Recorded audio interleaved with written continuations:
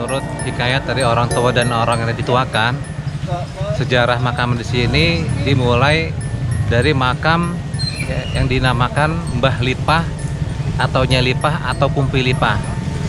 Beliau ini diyakini sebagai salah satu pembantu dari Raden Patah pada saat merebut kota Sunda Kelapa atau Jayakarta, bersama dengan Kumpi Jakaria Lenteng Agung dan Kumpi Nyai Ros Kembang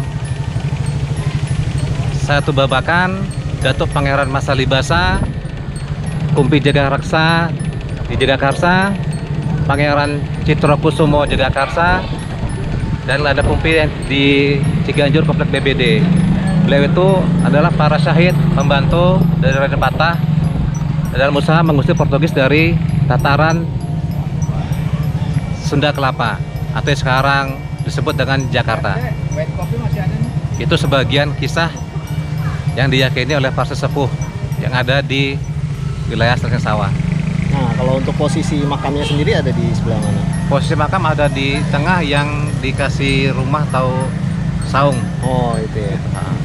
Itu salah satu makam keramat yang ada di sini. Salah satu makam keramat Mbah Lipah, dan kebetulan keturunannya tuh ada tinggal berdomisili di Kelurahan Lenteng Agung.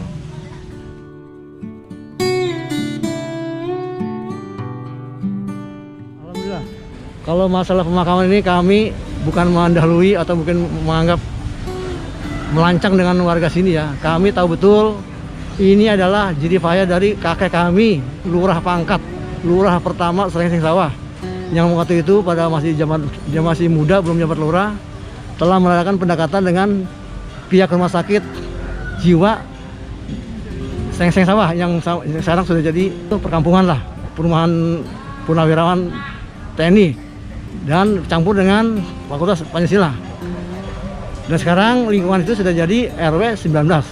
Sebetulnya sebelum jadi RW 19 itu kan dulu rumah sakit jiwa.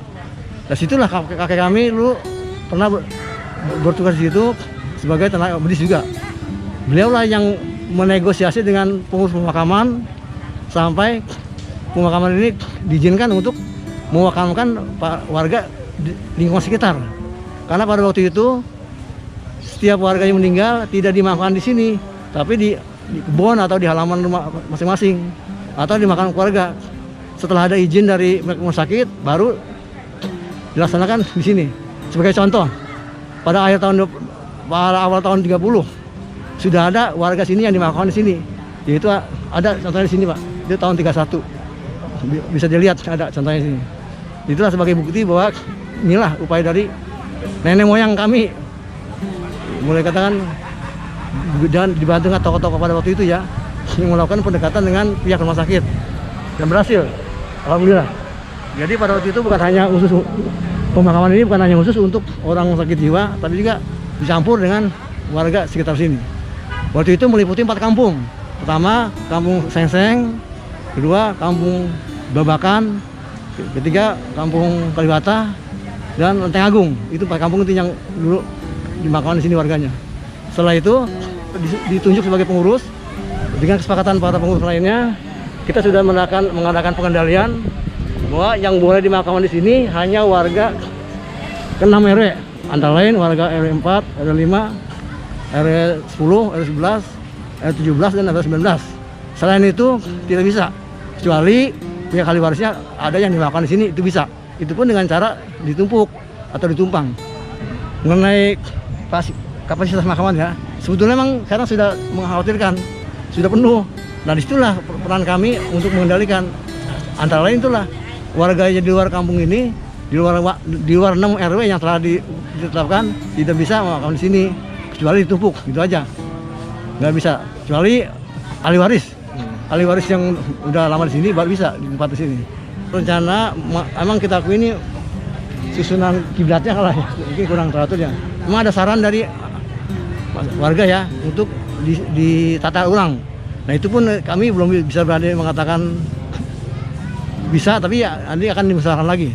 Rencananya setelah hari raya nanti kami akan bahas, termasuk ke program untuk pemagaran dan bangun gedung serbaguna ini. Makam dari salah seorang tokoh yang berjuang berdirinya dibukanya makam di sini setelah ada izin dari pihak rumah sakit jiwa. Itu terjadi pada akhir tahun 2020-an. Inilah makam Haji Pangkat ya, yang meninggal dunia pada 24 April 1989 dalam usia 89 tahun. Beliau lahir 8 Februari 1901. Jadi umur sampai dia meninggal dunia, umur beliau 89 tahun. Salah satu sejarah Ya. berdirinya makam di sini. Ya, itu dulu. Masyarakat di sini tahunya nih Kober. Ada juga yang menyebut makam Bauci, ada juga makam Mekap, itu aja. Padahal bukan.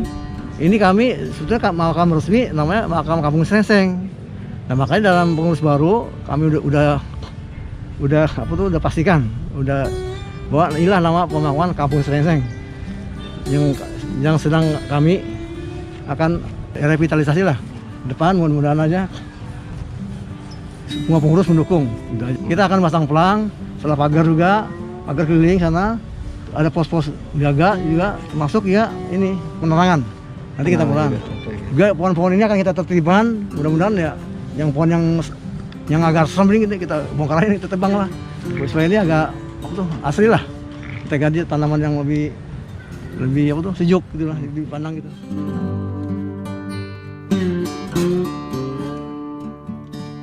Dikasih tahu sama almarhum Haji Napi. Haji Napi. Waktu saya masih kecil tuh, Iya. kecil. Berarti kan belum lama kan?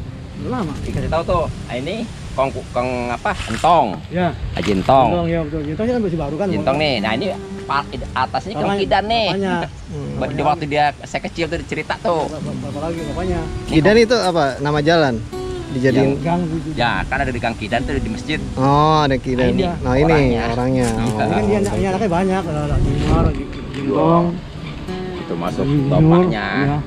Jadi kita ini buyut gitu. Kongnya, iya buyut. Mau pik Semuanya. istilahnya. Banyak anaknya.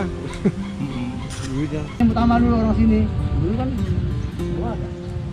Ada Kutil bin Jentul, Ya. wafat 3 Juli 1931. Ya. Ini makam siapa Pak sebenarnya? ini ya warga sini, warga Pertama kali. ya dari makam yang ada ini yang pertama kali di makam di sini, warga sini. Tadinya Tadinya. dari rumah sakit Ya, jiwa. tadinya hanya diperuntukkan untuk warga rumah sakit jiwa lah. Tapi karena Nah, rumah sakitnya kemana nih? sana, ini sekarang jadi RW 19 perumahan itu. Oh, perumahan itu. Sebelah belakang kampus Pancasila. Tadi rumah sakit jiwa ya. Ya, Sekarang pindah ke Grogol. ya. Itu sejarahnya. Masuk salah satu warga yang Lama lah, paling lama lah. paling lama ya, 1931. Kan pertama kali di sini dia. Jadi makam di sini. Ini kebetulan ini di sana diperbaiki gitu. Oh, Dulu di sana nggak begini ya. dibagusin ya. Gitu. Ini posisinya di sini dekat apa? Keluarganya Dekat yang ini, ada genteng. Haji Keluarga. Kusi ini. Bin.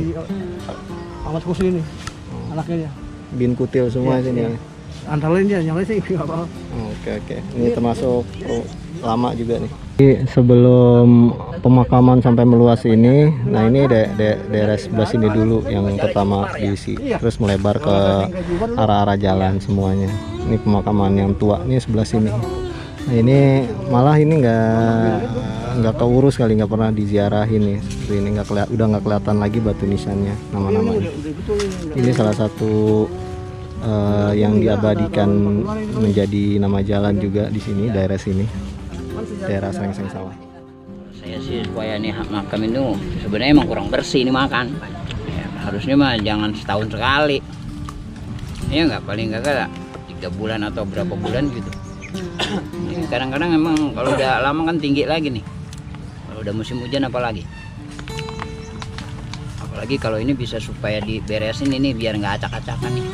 Kuburan kan ada yang madep ke sono Pak, tuh lihat dah. Ada yang ke sono makam. Ya kalau bisa mah supaya pada dirapiin nih biar akur. Tuh lihat kan itu semua dari RW berapa ini, berapa RW ini kita. Ya, tapi kan nggak ke semuanya pada turun kadang-kadang.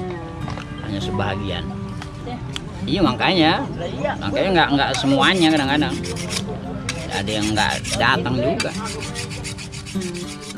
Ya, dengan sangat positif yang mana bisa membuat lingkungan dari area tempat pemakaman ini jadi lebih bersih, lebih asri, dan terlihat terjaga dibanding makam-makam selain di sini gitu loh. Kita harapannya juga agar dari adanya kegiatan ini tali silaturahmi bisa makin erat dan bisa makin panjang, bisa makin memperlebar tali silaturahminya, karena memang ini kan kegiatan yang sangat positif.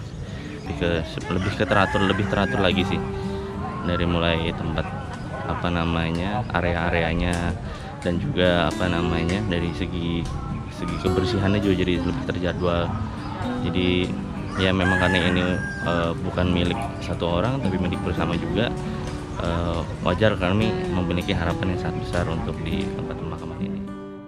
Terus untuk saya sendiri, untuk pemakaman ya saya sih hanya berdoa aja untuk almarhum bapak saya, semoga di sana kan saya untuk dibersihkan saja semua. Jadi kayak pohon-pohon gini kan pastinya kan dia numbuh lagi ya, sini potong kan takutnya kena ya kubur-kuburan yang lain, akar-akar ya ke atas. Itu aja yang intinya sih, harapan saya mah saling gotong royong aja.